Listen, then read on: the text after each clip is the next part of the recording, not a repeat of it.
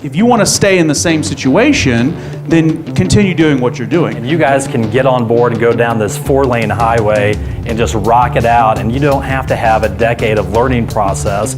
Meet people where they are. If you want to have all types of clients, be a Rubik's Cube. Meet them where they want to be met. We have to know our numbers. We have to know how much we want, and then how many deals do I have to close to make that a reality? What I want to do over the next half hour or so is give you clarity on the items that really are going to generate money for you and allow you to do the things you want to do. So if you're not currently being coached by the people in the industry that are doing it at the highest level, then you're working too hard to get there. This is the Next Level Loan Officers Podcast with Kenneth Travis and Sean Zalmanoff. Hello, everybody. Kenneth Travis here with Next Level Loan Officers and my main man, Sean Zalmanoff. What up, Sean? What's up, y'all? And today we are here with mortgage expert, branch manager, VP of sales, Zach Bleznick. Did I say that right, brother? Yeah, you didn't chop it up at all. All right. Man, Zach, my name has a Z in it. And it just, Zalmanoff, and just people see the Z in any last name. It's like a deer in headlights, man. They freeze like it's, all. They usually change my Z to an S. Yeah, I think nobody would have an issue with it then. Well, Sean, I'll let you roll with us today, man. What we got today, man? Why don't you introduce Zach? Zach, so as KT warmed you up here, man, you're a branch manager who has recently merged your company in with another company. You're running 3 branches, have a team that you have in addition to the other teams that you're helping grow. So tell us a little bit about your journey and just where you're at right now and what's happened over the last year. Sure. So how far do you want me to go back in my journey? We got 20 minutes. So all right, I'll make it quick. So basically I was in cell phone sales from when I was like 16 years old to when I was 20, and guy walked into my place of work one day, and I said, man, who's this guy with the fancy car? And he had a little entourage. Well, lo and behold, he was in the mortgage business in 2007. So you know how that was. It was the height of the market, and I was working for corporate America, and they cut things back pretty substantially. And even at 20 years old, I had bought my first nice car and a house and stuff, and I had a lifestyle. So I ended up going with him, and they were cold calling ARMs, and that was I was cold calling for business accounts for phones, and I ended up going over there leaving. So I started the mortgage business March 15th of 2007, and did real well. May I made I think like 17 grand on a 60% split back then before they were doing bids and stuff. So I was like, oh my God, I'm rich, and spent it all, filed bankruptcy, gave back my first car, I think before 21. So that was fun. And just recognized that there was a tremendous opportunity and to not really listen to everybody else. And I did some multi-level marketing to keep me in and selling different things. But I kept my, my head down and basically just stayed in the mortgage business when everybody was getting out, and over the years built up for the company that I'm now partners with, the #1 producing branch in Orlando, which was super cool. And really in the last year, like maybe some other people listening to this podcast, I'm a sales guy. I love building business, but man, running operations can be difficult. So I got burnt out, from having to hire and fire processors and do all that and say, why were you late? And step to the founders of the company I'm with and basically said, hey, you guys are great at running business and systems. I'm great at bringing in sales. Why don't we merge this thing? So I ended up merging, becoming the VP of sales, brought my team over. We got a beautiful office in downtown Orlando in Lake Eola. And we've been crushing it ever since, making a bunch of changes. Was toying between whether I, keep my existing business or offload it to some of my other LOs, and decided just to create a team within my team. So that's what I'm doing now. I'm helping build out pods in our organization with different loan officers, as well as supporting my existing book of business and expanding our brand throughout the state of Florida. Zach, first of all. Yeah, go ahead, Sean. Well, thanks for being real, man. A lot of times people see loan officers and managers on the other side, man. They see where you're at now. And it's like, man, it must have been easy. You know, they don't know what KT and I both been in the business since the early 2000s, and they don't know what 2007 was like and 2008 was like. And, you know, they see the success now. And so just thanks for being honest about where that is. I think Kenneth and I can both give you some insight on the team. We're both non-originating managers, but he still has the Kenneth Travis team. I still have the Sean Zalmanoff team, man. And so somebody else, they do the apps. We have our own loan partners and processors and everything set up. And, you know, that brand just means something, and so does yours. And even if you decide to step a little bit further away and have a different loan officer in charge of that, man, I got to tell you, never let that go, because just in case anything ever changes, you know that you can step back in and you can have that team in. And that's just really big about funding my business and how we run it here.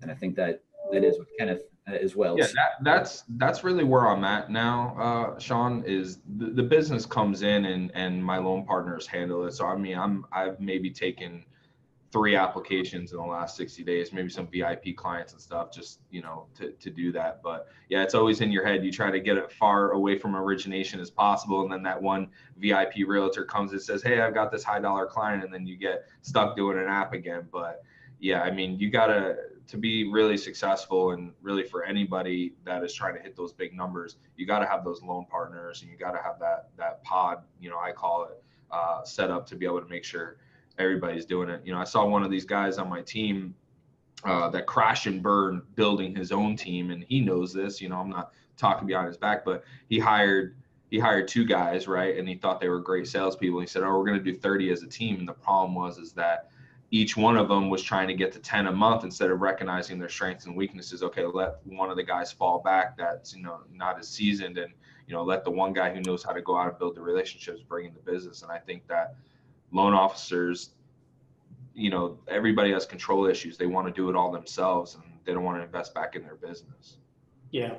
You know what I like about you, Zach, is that you are somewhat still in the trenches like Sean and I. You're a branch manager. You still maintain some of your realtor relationships, and I do as well.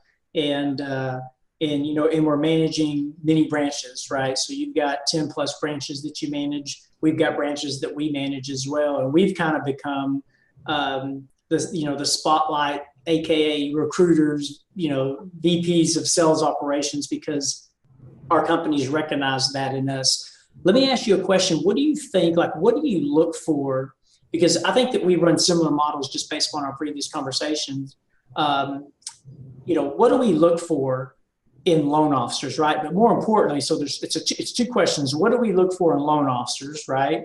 And then what do you provide loan officers that would want them to, you know, join an organization like yours? Because obviously you've got loan partners, you've got the pod idea down, and it seems like that you're trying to take these loan officers and help them stay in their lane and focus on what they're good at, which is sales, and then you manage the operations. Is that kind of how it works? Yeah. There's definitely been an evolution in my business. You know, when I first started building the sales team, I probably went down the normal route that everybody does, is, well, let me go find licensed loan officers and get them to come in. But, you know, I joke about it, but these are the guys, you know, you find that go from company to company to company to try to find the next best thing, when in reality, we all know it's in the person. And if you want to be successful, you're going to be successful anywhere, as long as they've got a good infrastructure and processing, you know, down. That's a whole other conversation. But I found that a lot of those people were holding their W-2s in their back pocket from the early days, and they were just, you know, stuck in the old ways, and they weren't willing to grow. So quickly I realized, man, you know, I'm going to have to do something different. And I realized that there's a lot of great people out there that are not in the mortgage business, that are the best at what they do, and they're just burnt out or looking for a better opportunity. I mean, you know, corporate America, you go and you could be the best salesperson and be just as talented as somebody in another industry that's making a ton of money, and you're capped at making $60,000, $70,000 a year. So I identified that, and for about a 2-year period, I was going out and asking all my friends and family, who do you know that does really well in another industry? Why do they do well? And we picked up people who were top negotiators at large banks for loan modifications and understood how to handle a pipeline, or people that were great at call centers. and brought them in a mentorship program, kind of taught them the ropes for 90 days from a customer service standpoint, just having them call on some of the inbound leads and just ask questions, and then get it off to a licensed loan officer once somebody had interest. And that proved to be fruitful. We probably have about 10 guys in our organization like that.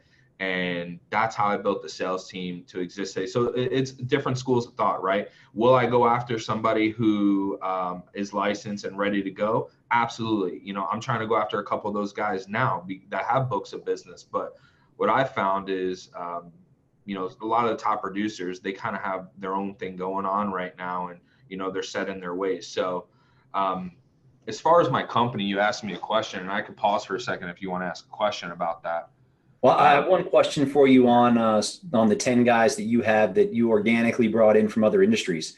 How many guys did you have to go through after you identified those 10 to, was it 20, was it 15, or did you bat 10 for 10? I didn't bat 10 for 10, but I would say probably go through about 15 to get to those 10. And I've been very fortunate to find, the right people. But what I can tell you is my biggest opportunity for growth for myself, and this really just happened in the last 6 months to a year, was realizing that not everybody was going to be what I wanted them to be.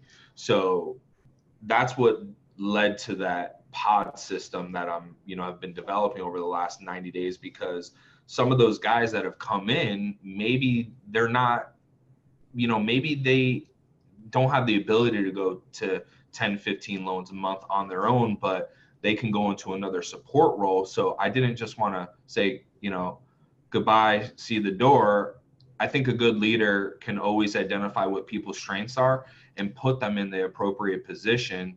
And I've had people come back that were, for instance, we had ISAs at one time. They were, loan officers that just called on internet leads, and they did very well there. And then they wanted to go and be a loan officer. And then at a loan officer, I said, you know what, maybe I should go back to this position. So again, I think it's just about identifying where these people need to go. So I've had very little turnover, thankfully, but most of the people you always say that don't want to be here end up seeing themselves to the door anyway. So.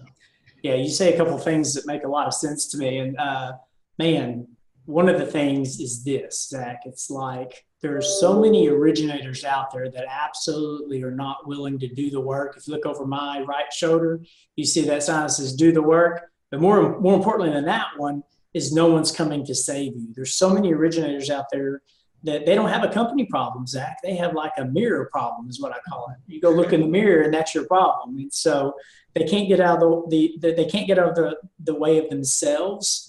And I think that in the past, and this is like, so like if you're a branch manager listening to this and you're on that recruiting path and you're looking for some, for some knowledge, write this down, because like this is extremely powerful. Sometimes when we find ourselves as branch managers or vice presidents of any type of mortgage company, and we want our people to be more successful than they do, then that's a problem, right? And Zach, you hit the nail on the head, man. I mean, it's all about finding people. And so I love that idea of going outside of the industry. And what's gonna happen, KT, is that people listening to this, they're gonna say, no, you can't go hire people that don't have experience. And that's going to be the biggest roadblock, because it was for me. I remember one of my best friends years and years back, he told me, keep hiring and stop doing the things that other people can do. I mean, I even remember back in the day, somebody else can't input fees into a GFE. They're not going to know how to do that. And I just think it's small-minded thinking that, to think that you have to come in this business and have experience. Some of my best employees in the company had zero prior mortgage experience. So don't be scared to go out and find somebody that's great and teach them the ropes. Yeah, it'll take time. Yeah, it's a bigger investment, but in my experience, at least, it's proved to be more fruitful than finding somebody with experience. I'm not saying that you can't. I'm just saying in my experience, that's what it's been. Yeah, I think it's in addition to hiring you experienced people already in the business. But if you find those 10s out there that are great salespeople and don't mind knocking doors and doing what's required to bring in the business, I agree with you, man. I agree with you, man. I don't think you personally have to have mortgage specific knowledge to be successful in this business. You have to be a salesperson. And I think that, I said it about loan officers for years. The loan officers with the most friends makes the most money. And the same can go for this, this sales position to be able to bring business in the door. Hell, it's what we do every single day. And we're not in the trenches like I'm not in the trenches actually taking applications and calling borrowers and calling realtors and getting a needs list of things. And I'm not even doing the pre-quals of the loans anymore. I haven't for many years. And so I'm still successful at it. I get paid on, my team closes a reasonable, very respectable amount of business every single year. So to your point, man, like kudos to you for like identifying that and having success with it. So you were going to touch on next a little bit about your company. I think we kind of structure things the same on our teams as far as the loan partners and really taking the work off of our salespeople's plate. So why don't you share with us a little bit about what you have going? Yeah, we have a couple different opportunities. I think probably, four opportunities, 4 phases, 4 levels, whatever you want to call it. But, you can come into our company and you could be a loan partner, right?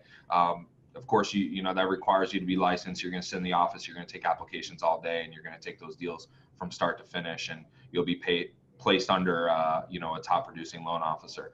You can come in as just a loan officer. You can come in as a team leader of one of those pods, and we'll build out a pod with a loan partner and admin underneath you. The unique opportunity we have, and with my position being the VP of sales is, if somebody does want to come in and create their own branch, they can come in and we have the infrastructure and the technology to help them grow their business and open up a branch and be able to funnel everything through our, quote unquote corporate office. That was a big thing for me, is that when I started, the company I'm with, they were amazing at the compliance and the back end piece of making sure our deals were compliant and getting closed and we're getting paid.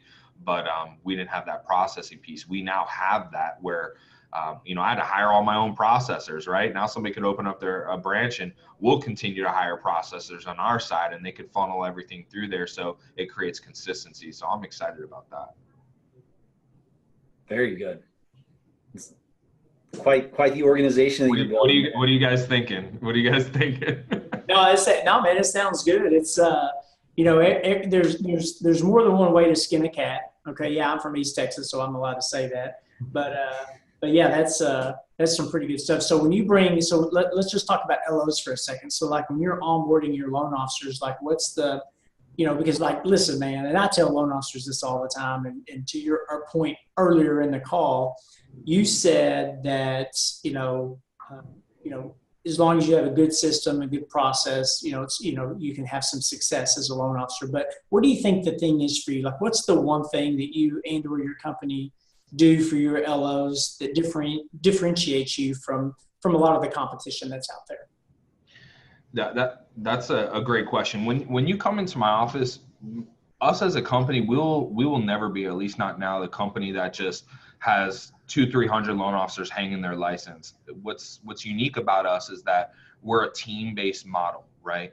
So when you come into our office, you're a part of the team, the Home First team. You're not, you can be an independent loan officer. If you don't want to be touched, you just want to do your thing. I'm not saying we're going to say no, but that's a differentiator. So a lot of the times what you'll see in our office, which is super cool, is one of the guys will turn to the other guy and he'll say, hey, I've got a new account, new real estate office I want to go after. And we've proved the model. Most real estate offices you walk in, they have a preferred lender. It's like one guy, right? With us, we walk in literally in an army, 5 guys, 3 guys, 2 guys. It's funny, we've gone to some of these, like KW Bold, for instance, and they're like, oh, is that the mafia sitting in the back of the room? We're all in suits, and we walk up, and they're like, all right, start doing the YMCA.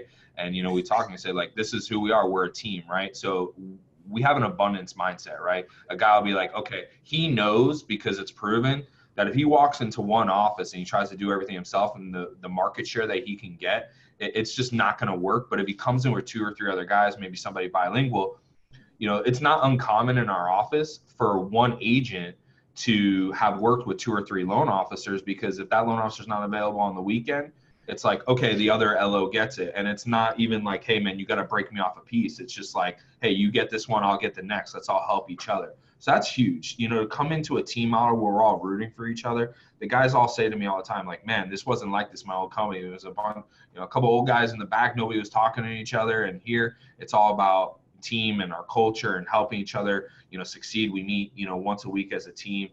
We're super invested in technology, so I can go on a rant about an hour about all the systems we do with that. But we're a very technology forward company. We're all about marketing, building the brand. And, you know, here, at least in Central Florida, from a recruiting aspect, we're #1 rated on Zillow. So if you go on Google and type in Orlando, Florida, Zillow mortgage, we're the #1 company, have been for a while. So it's good. It's good for a inexperienced, or not even inexperienced, maybe a loan officer hasn't been in the business for too long. When they walk into a real estate office locally, they could say, hey, yeah, my company has hundreds of reviews online. Take a look at what we're doing for other families. And they're able to edify themselves based on, you know, what we've already done.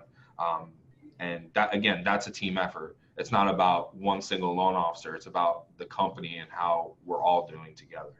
That's awesome, man. You know, one of the things that I often see and hear and even experience in my own business, Zach, is like, man, there's a lot of loan officers out there.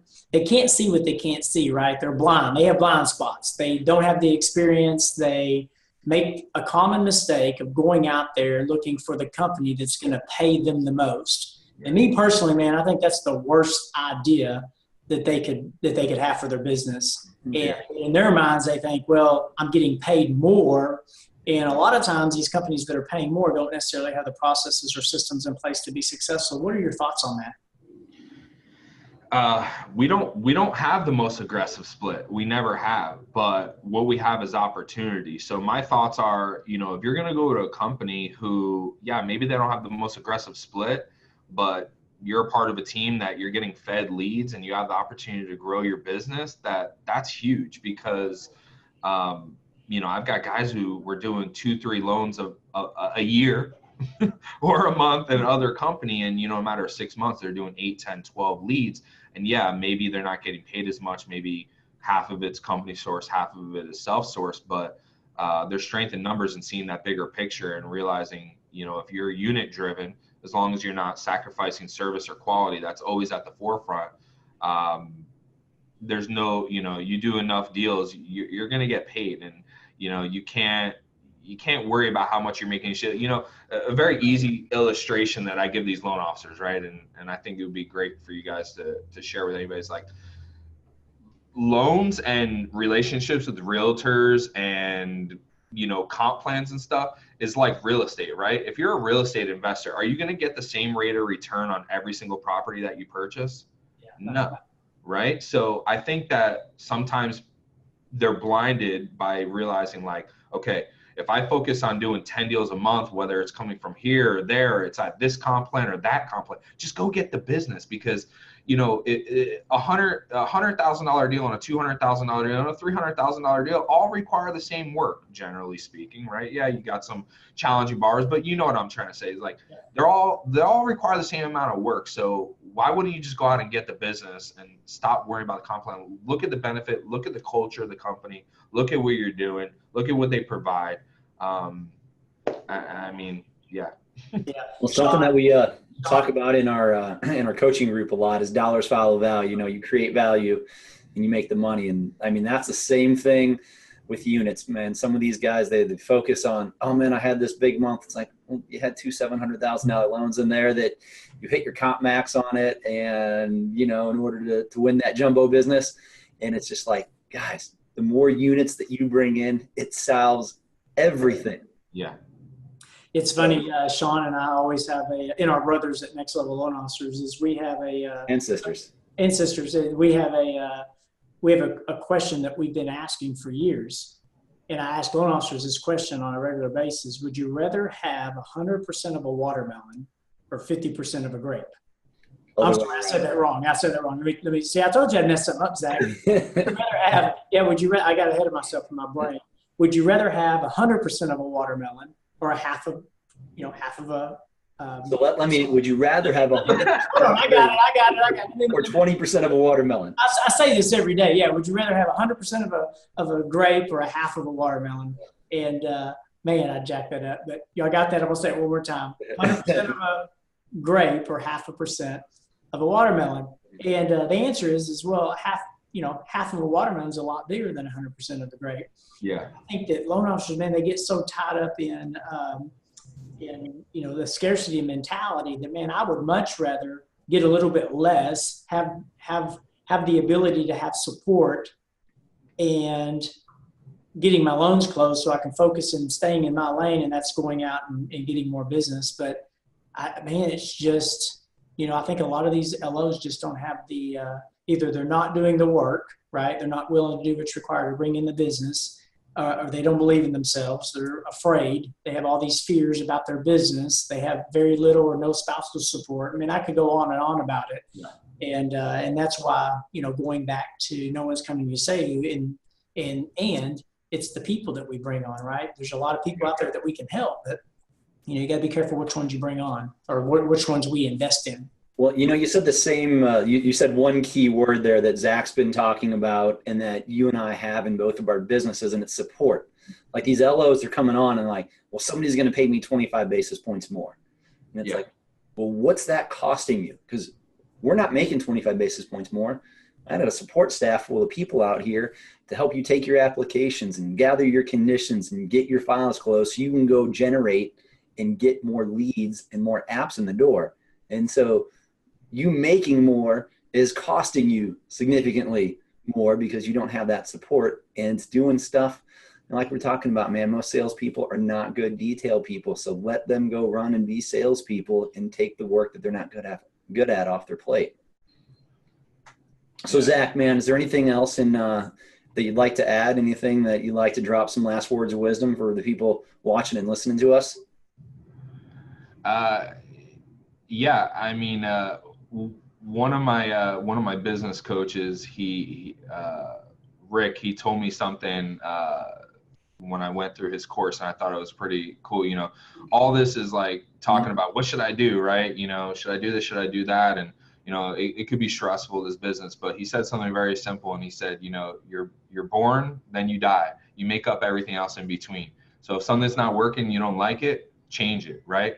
And I think that, we hang on to things a lot. We try to figure out these comp plans. Should I hire this person? Should I let this person go? Should I do this? And at the end of the day, yeah, we can make all the money, but we got to be happy. We got to enjoy what we do every day. And what I found is that this journey in this business is not as lonely as some people think. Guys like yourself, there's a lot of resources out there. Listen to these podcasts, all this stuff. Like, we're all going through the same stuff. And that, like I said earlier, you got to have an abundance mindset. Like, even the guy down the street from you, that's your competition. Like, go talk to him. It's okay if you're going after the same nut. Like, you'll figure it out. So work together, listen to other people, educate yourself. And again, if you don't like something, just change it. Hey, so if there's a LO in Florida or somebody else that wants to continue this conversation with you or thinks that you have a better home and would like to talk to you a little bit further, how would they go about reaching you? Sure. Yeah. You can actually just call me right on my cell. My number is 407-276-5332, and set up a time to speak with me. And yeah, we can take things from there. Awesome. That's awesome, man. Thank you, Zach. I appreciate your time, man. You're definitely a wealth of knowledge, my man. Thank you. I think we're cut from the same cloth, man. Just some things you've said today. I'm like, man, I say that all the time. Man, that's great. That's awesome. I like this Zach guy. He's got it going on. So thank you. So thank you for sharing your insight with us, man. We greatly appreciate it. And again, guys, if you want to give Zach a call, it's 407-276-5332 if you're looking to make a move. And thanks, Zach. We appreciate you, man. Yeah. Absolutely. Thank you all for joining us today. Thanks, Sean. Thanks, KT. Have a great one.